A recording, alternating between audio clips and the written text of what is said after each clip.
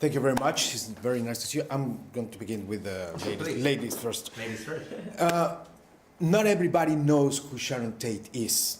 What do you think about the people who see your character are going to think about that role, about your character? If they don't know Sharon Tate, what do you think they're going to say? Yeah, I think it'd be very interesting to experience it, not understanding where the movie might be going and knowing about Sharon Tate. I think that also allows an audience to just really revel in her day-to-day life without having the anticipation or expectation of knowing the real-life story.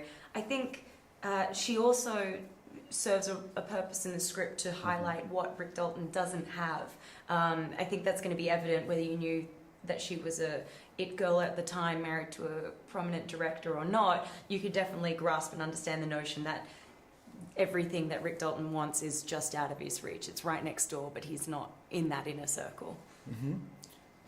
Please, what do you think, for example, do you think that you achieve your most maturity as a director in this film? For me, it's like it's more like a perfection script in your filmography. Oh, thank you. I mean, well, I think, I don't think it's more mature than Jackie Brown. I think Jackie Brown is a very mature piece of work too. But it is, and that was also kind of coming as a memory piece to some degree, and in quite a few degrees, in a very similar way than this. It's just, more memories when I was 20 as opposed to when I was 6.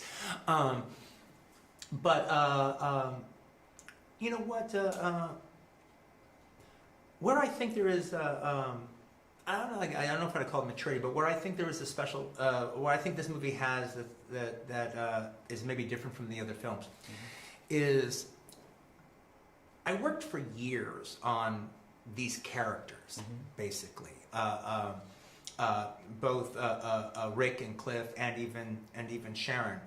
And getting to know who they were. I wasn't in any hurry as far as writing it was concerned. So I was able to mess around with them for 3 years in between different scripts I was writing. And it was sort of like my work I would do in between scripts. And then when, okay, put it away and then go back to something else. And then finally when I realized, okay, I think I know them definitely enough and I know what I want to do, I thought about at different times like a different kind of storyline, a different story. At one time I had a few different ideas of more of a movie plot that I could have had Rick or Cliff be involved in. And then by the time that it got time to write it, I realized I didn't want to put them in a movie plot. I didn't want to put them through any melodramatic paces. I just kind of wanted it to be a day in the life. And that's one of the reasons I really like the film, is I like the fact that we're not kind of killing ourselves to turn it into a movie. It is just 3 days in the life of these 3 people, and then all these weird little characters that are on the outskirts. You say that this is a love letter for Hollywood, for the age, for the 60s. Well, it could be a goodbye letter for westerns or for anything.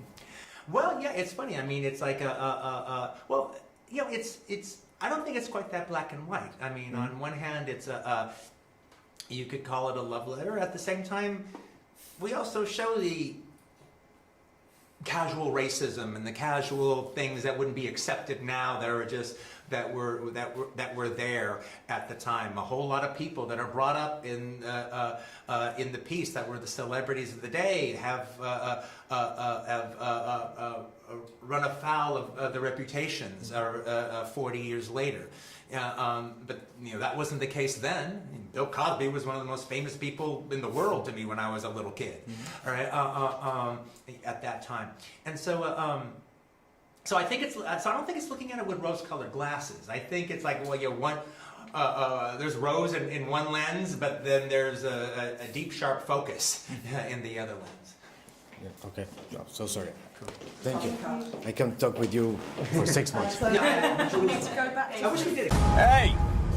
You're Rick fucking Dalton. Don't you forget it.